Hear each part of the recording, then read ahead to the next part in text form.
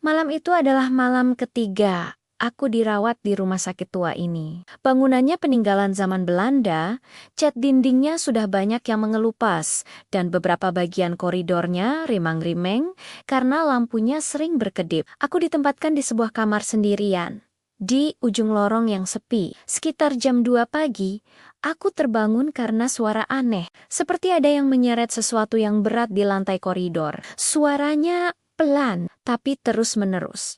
Srek, srek, srek. Awalnya aku pikir itu petugas kebersihan yang sedang mengepel lantai, tapi siapa yang mengepel jam segini? Rasa penasaran membuatku memberanikan diri untuk mengintip dari celah pintu kamarku yang sedikit terbuka. Koridor panjang di depan sana gelap, hanya diterangi satu lampu redup di ujung. Suara seretan itu semakin dekat. Aku menahan napas. Mataku terpaku pada kegelapan. Lalu, dari balik bayangan, aku melihatnya. Sosok itu bergerak perlahan dari ujung koridor. Itu adalah seorang suster.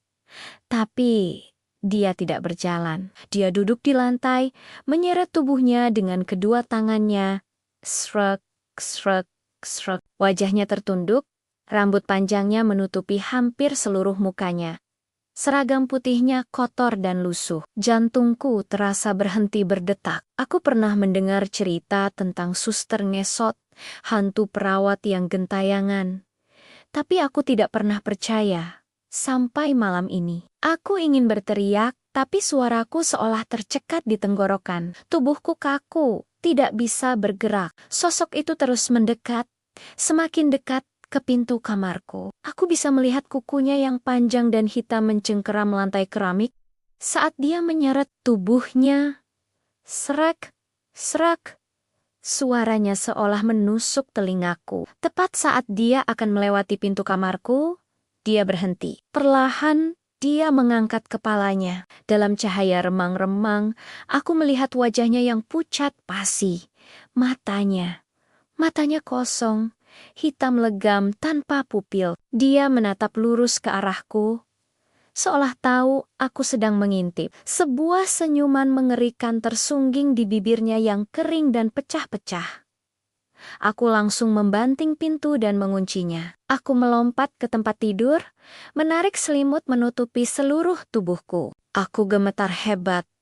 Keringat dingin membasahi dahiku. Suara seretan itu kini terdengar tepat di depan pintu kamarku.